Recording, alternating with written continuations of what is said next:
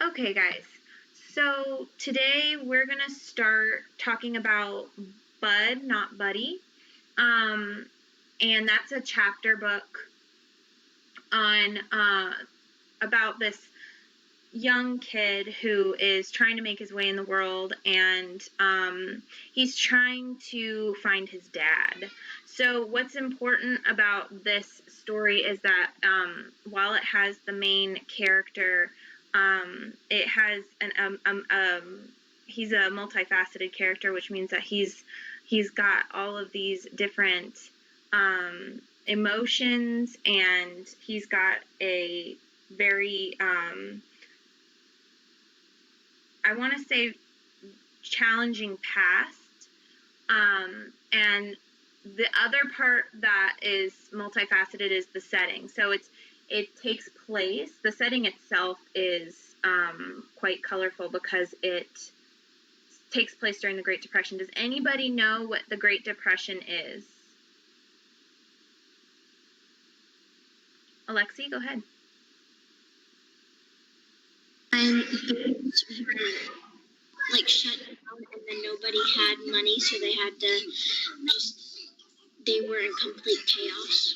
Okay, yeah, that's a pretty good summation of it. Yeah, the Great Depression, it happened from 1929 to 1939. So it started at the end of the 1920s all the way up to World War II. So that's the time that the book is taking place in, and we're going to look at it a little bit today. Now, I'm going to share my screen so that we can look at the PowerPoint together.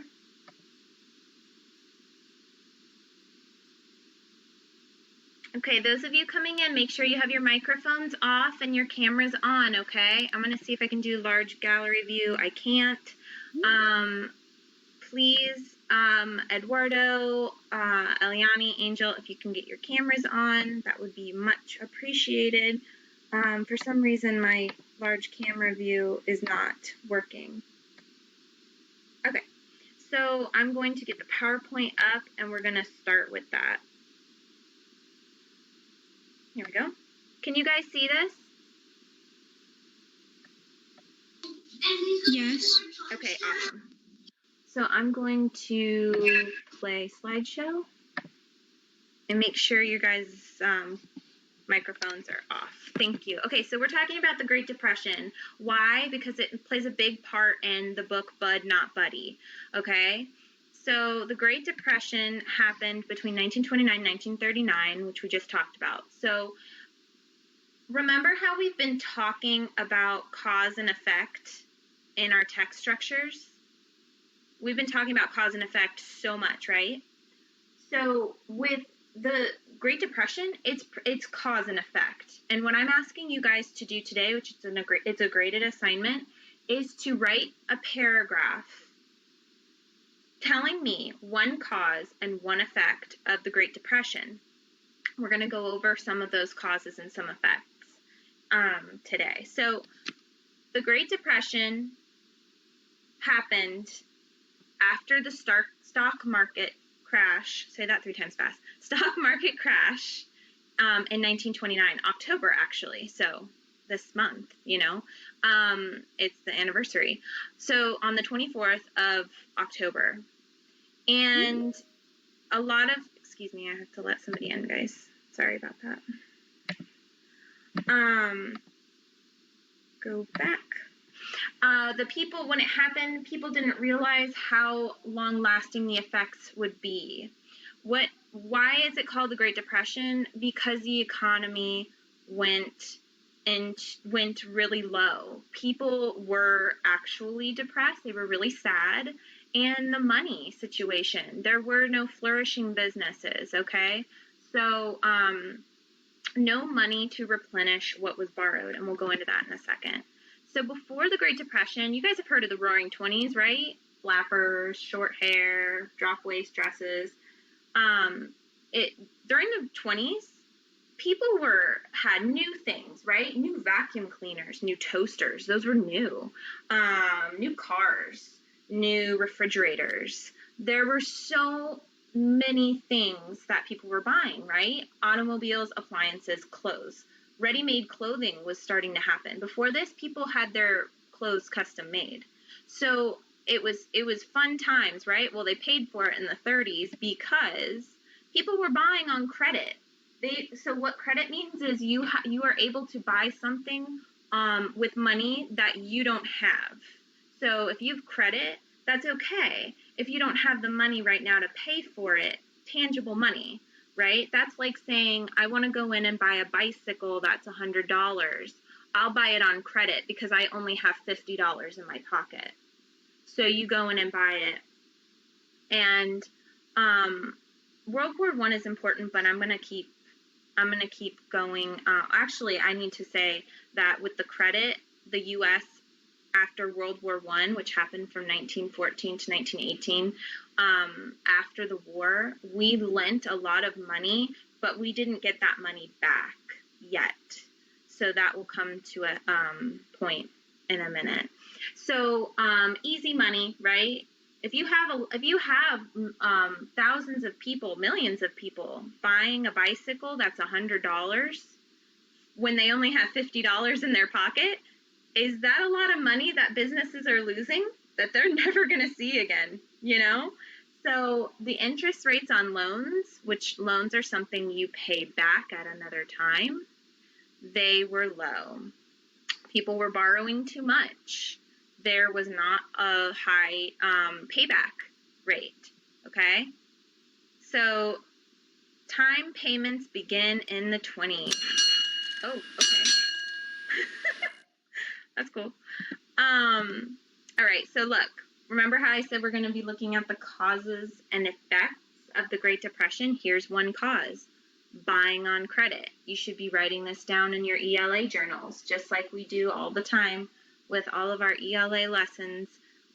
One cause is buying on credit. People were borrowing too much money prior to 1929, okay? They were buying on credit. And this is recorded as well, so you guys can go back and look at it if you need to before writing your paragraph. Okay. Wealth is also distributed unevenly. I'm going to skip through this bit. Uneven distribution of wealth is another cause. That, the poor were poorer and the rich got richer. Okay? I'm just going to skip through that cause. This is a major point that I wanted to make. The stock market. You guys will often hear about Black Friday, right? Not the Black Friday around Christmas time, but Black Friday as in the stock market crash of 1929.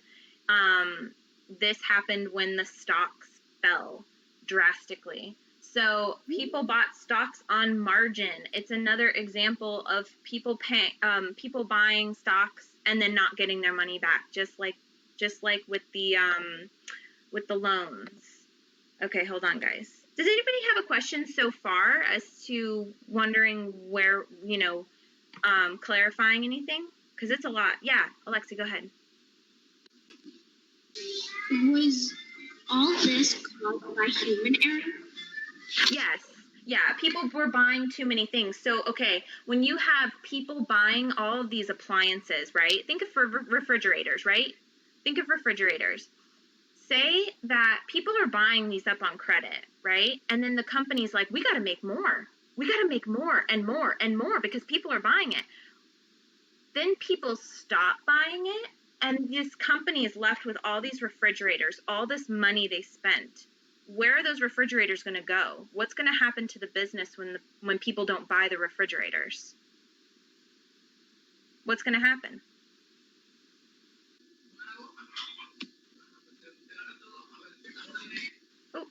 Go ahead, Eris.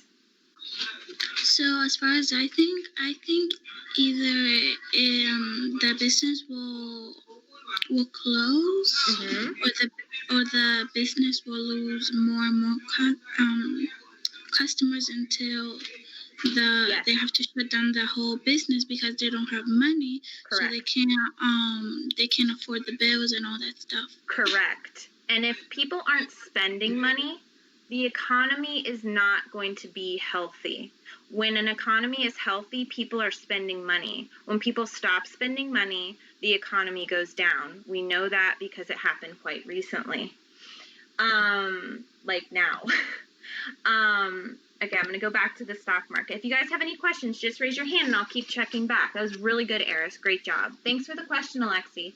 So people bought stocks at margin price, right? So if a stock is $100 and you can pay $10 now and the rest later when that stock rises, that's what happens when people buy stocks on margins.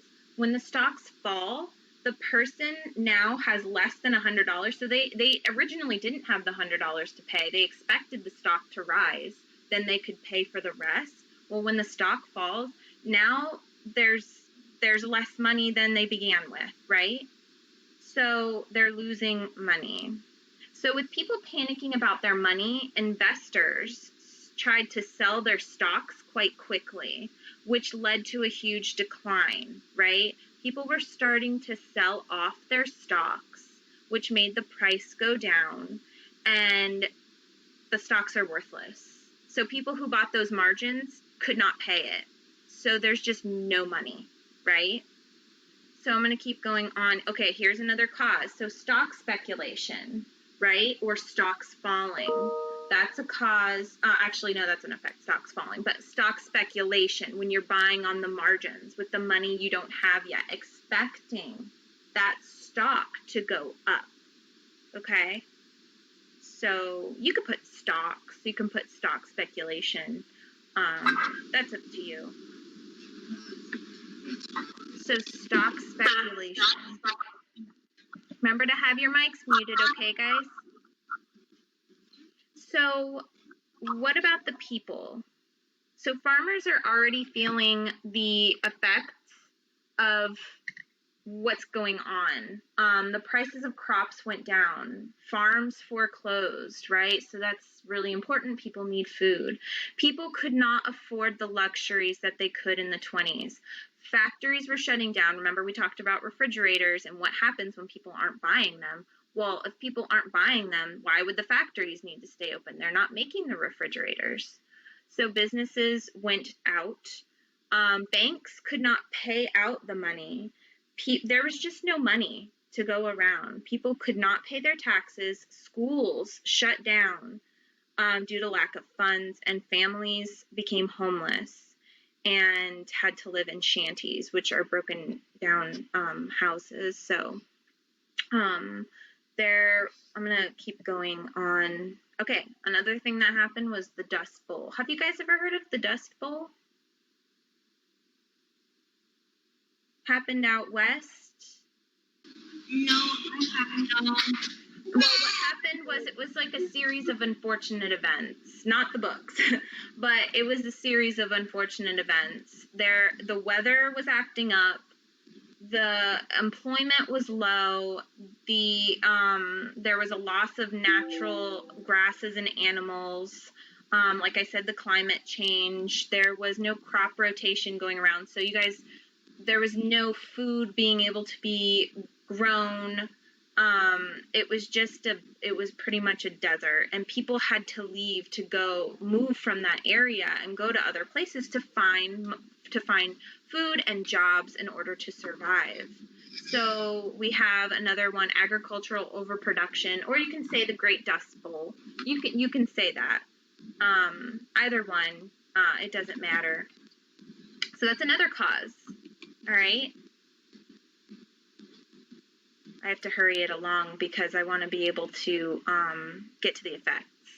So we got over speculation. Remember Black Friday, 1929. That's when the stocks fell.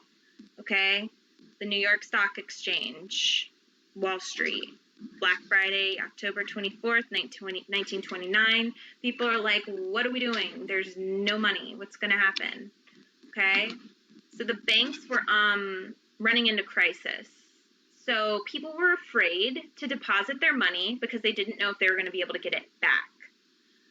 You go to the bank, right? You put your money in. The bank keeps your money. You want to go to the store, so you go withdraw some money. they started to fail because people were taking the money out of the bank. And how can a bank stay open if they're not able to do what they're supposed to do, which is keep the money? So by 1929, 641 banks failed, closed down. 1930, 1,300 banks failed. By 1931, 1,700 banks closed. That's a lot of banks. Okay? So we have the banks collapse. Usually when you hear about the causes of the Great Depression, you usually hear about the banks